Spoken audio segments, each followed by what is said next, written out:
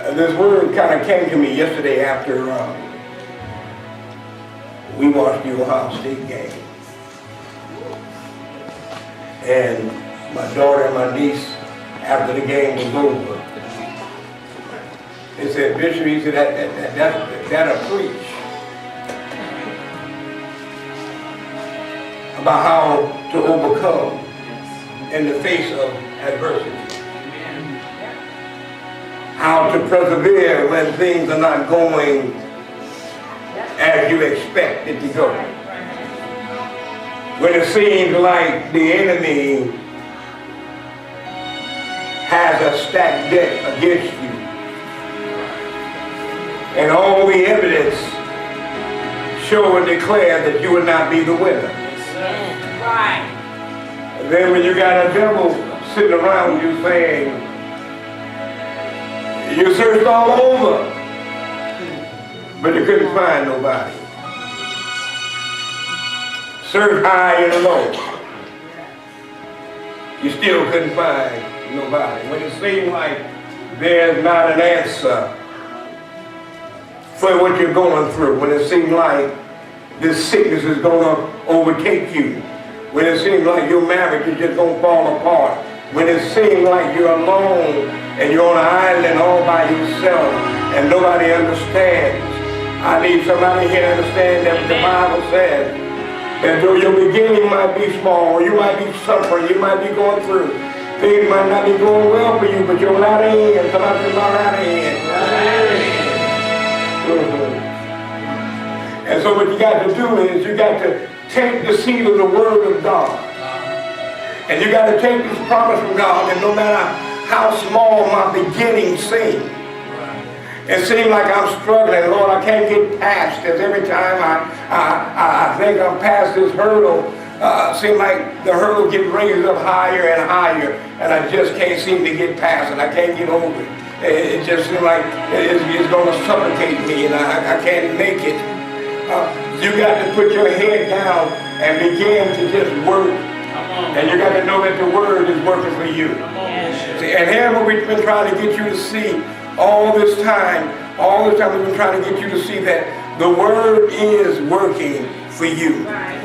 If you are a believer in Christ, if you are a believer in God, if you read your word at all, the one thing you got to know is this: the word is working for you.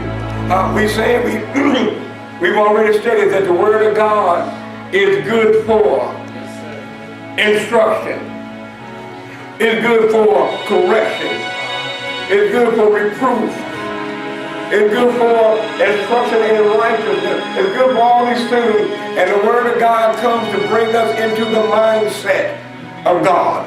And when we think about bringing us into the mindset of God, we got to think about this one thing. He said, I know the plans that I have for you.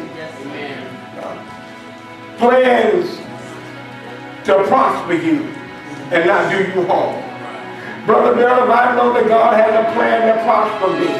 When I look at my situation, I can state this fact, that even though my beginning seems small, even though it seems like it's insignificant, even though it seems like I'm not going anywhere, my latter end shall be greatly increased. I wish I could portray this the way I feel this. My latter end, and then when I heard the Lord say that for 2017, I'm bringing prosperity to the Agape Ministries.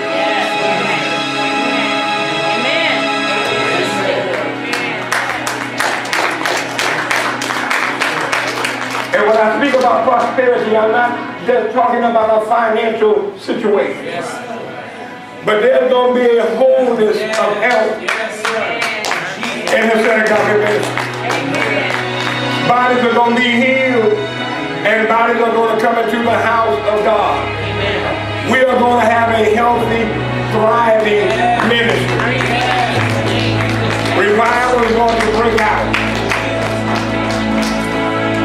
Revival is going to break out. And when the Lord showed me, he said, I want you to go back and I want you to remember when they called you the Ginn-Hesed. I want you to go back and I want you to remember when they called you the Vagabond Church. I want you to go back and remember when you went into the cave of Adullam. And I want you to see my hand and how I brought you this far. You know, we used to sing a song back when I was a kid going, so we come this far by faith. Leaning on the Lord. And what the Lord wants us to do now, He wants us to lean on Him. Hallelujah. Yes, sir. Amen. Even though they said you wouldn't make it. Even though they said you would never amount to anything. Right. Even though they told you that you're playing with God and you're not really. And every time the enemy starts throwing your mistakes back up in your face, I want you to say this one thing. My latter end, somebody shout my latter end. It's going to be greatly increased. Right now you are in a strategic tug of war. The enemy has come and he has hit you in the mouth and knocked all the wind out of you. Time is ticking away and it seems like you don't have any hope.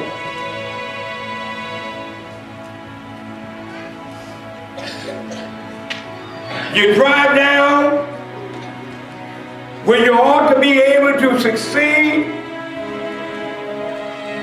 and people fail you.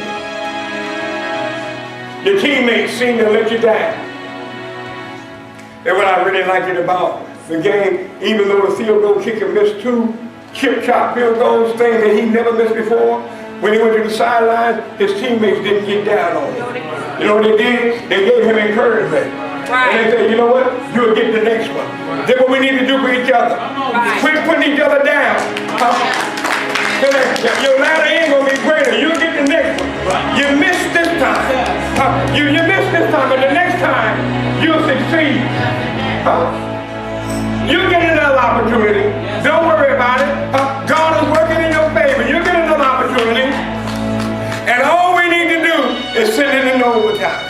Yes. Come on. Yeah. See, my recollection is over. And prayer work. We have Myron come up. You looked all over, you couldn't find him all the way out the door. That's what it says that. Pray for your team. Pray for your Ohio State team. And my wife said, I'm going to do just that. We're going to pray because we know that God is in a Buckeye fan. The enemy are issuing you a challenge. You pray about this situation. Go ahead and pray about it. Because it's over. You ain't going to win. It's over. And we just said all we need to do. Come on. Hallelujah. Is get it to overtime. Thank you, God. It tickled me because, see here, when the enemy is winning, you're all quiet. That ain't get what I'm saying. When the enemy was winning, Facebook was quiet. Buckeye fans weren't saying nothing. But the enemy's fans were all over the place. Brother Frank, those fans that was on the borderline. Right. And then something was wrong with the Buckeyes. But as soon as we tied it up, things started lightening up. Yeah. And maybe what happened is the enemy will get cocky with you. And send it in the overtime. Give them the ball. Give them the ball first. We're going to stop them. We stopped them this ball. We're going to stop them again.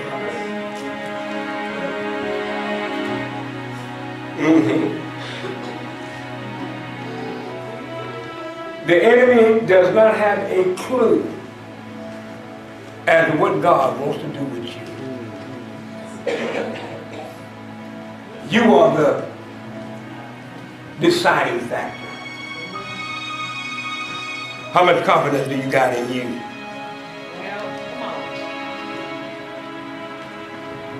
How much confidence do you got in the God in you? Yes. Yes. Jesus. The psalmist said it like this. My feet almost slipped. I almost fell.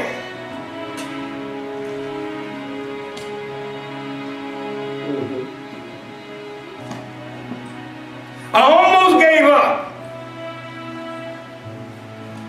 And we look at Job. This statement came out of Job, and then we look at Job. Job was too busy, instead of praising God, trying to make atonement for things that had not happened. I'll make that sacrifice because I know my kids might mess up. You can't go around trying to make an atonement for what you might do. Right. Because that gives you the wrong kind of consciousness. Don't go on trying to please God for sins you ain't committed yet. Or the sins of others.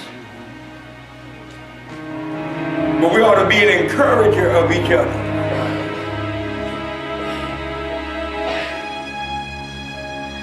When I mess up, my wife encouraged me. When she's down, I encourage her. As a body in this house, when a brother is overtaken in the fall, we need some spiritual people. Some people that can see God's plan. Somebody who can see what the enemy is doing. I see the enemy trying to destroy you. You might not like what I'm about to tell you right now, but I see the enemy playing and he's trying to destroy you. And this is what you got to do, and this is what you need to do. Don't worry about it, because we know God got it all in his hand. And even though you fall, when he told Peter, he said, Peter, I pray for you. Yes, sir. Yes, sir. Yes, sir. Even though the enemy has pretended to have you, that he might sift you as wheat, I pray for you. You don't want to hear what I got to say right now, Peter. I already know that you're going to fall. Right. I already know you're going to mess up. But I pray for you. Yes. That while you're in the midst of your mess up, Yes, sir. your faith won't fail. Now, Peter, when you are converted, you're walking with the word now, Peter, but the word ain't going to be here for you to walk with, and you're going to fall. So now, since you can't see the word anymore, you're going to fall. But when you are converted, your ladder is going to be greater. And hear what I'm saying to somebody in this room. Your ladder is going to be greater. Keep on tithing, because your ladder is going to be greater. Keep on giving, because your ladder is going to be greater. Keep on attending church, because your ladder is going to be greater. The devil don't want you here because he don't want you to get the word that's coming. But keep on coming. Press your way out through your sickness, through your pain, because your ladder is going to be greater.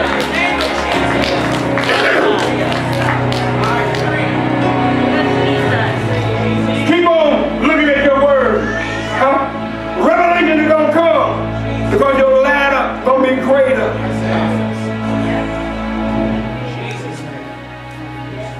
God has an expected end for you.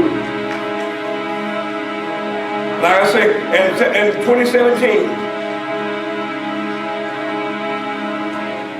the first thing that's going to happen for those of us that have honored the fast, there's going to be an increase. Then we got the government seed. Going to bring a financial windfall.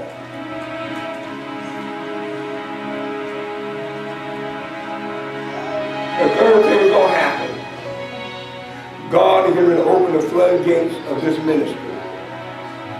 And people are going to flow in here in 2017. It's going to start New Year's Eve. We're going to have to set out a whole bunch of more chairs on New Year's Eve night, because people are going to flock to this house. Because the anointing in this house is going to increase more and more and more. There's about to be a prayer revival that's going to bust out in this house in 2017. Yes, sir. A prayer revival. People that never thought about praying before, they're going to be trying to get to the house to pray. And as we pray, God is going to enlarge our borders.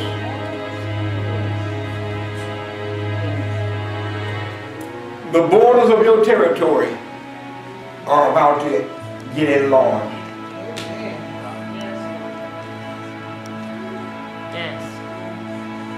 The borders of your territory are about to be stretched. I'm going to close with this, but this is what I see. There's a pressing. There's a pressing. And I go back to my football game. You got an offensive line and a defensive line. When a play is called, these lines collide. And what they're trying to do is, one is trying to enforce their will on the other. And it's a press. If you look at it, you'll see right there on that line, it's a press. Sometimes you can't get through. You have to bounce around and go to the outside. But this is what I hear. I said, there's no bouncing. There's going to be a press. And in that press is the benefits of God. In the press lies the benefit. While you're going through, when you're telling God you don't understand, Right. when you start to feel like I ought to be better than this, things ought to be going better for me now, and you're in that press, and the enemy is pressing against you, trying to enforce his will, you can't give up. Because the benefit is in the press.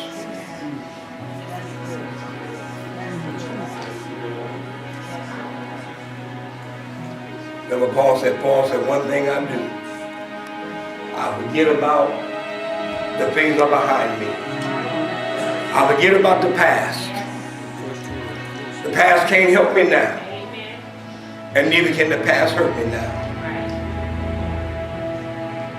And I press towards the mark of the high calling. May I get in there. Anything that brings pressure don't feel good.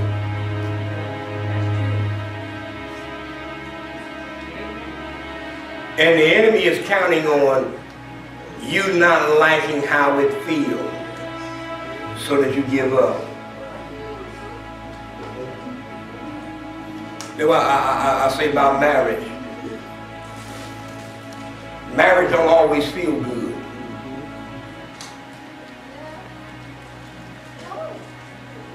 And sometimes that pressure is there so that one or the other partner will just give up. I'm done. But if they can work together and work through that pressure, the other side of that press reaps mighty benefits. Hear what I'm saying to you? On the other side of your press, there's a harvest waiting.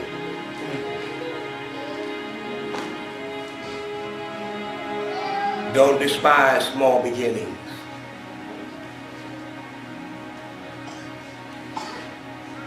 For though your beginning is small, your latter end shall be greatly increased. We are in a faith journey.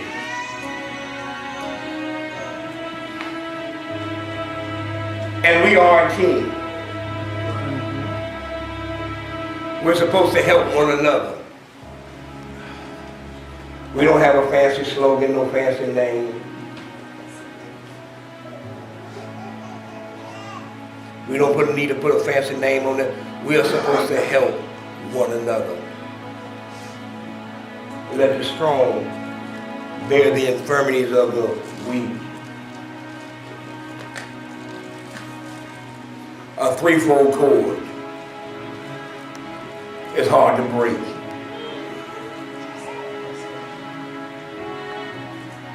Unity is the place of the commanded blessing. What the enemy wants to do, he wants to fragment you. He wants you to become split, fractured, fragmented. Because that's when he can do his work. What influence are you under?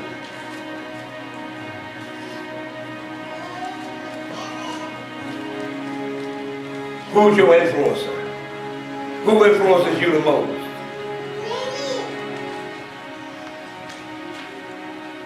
That's who you're going to go to.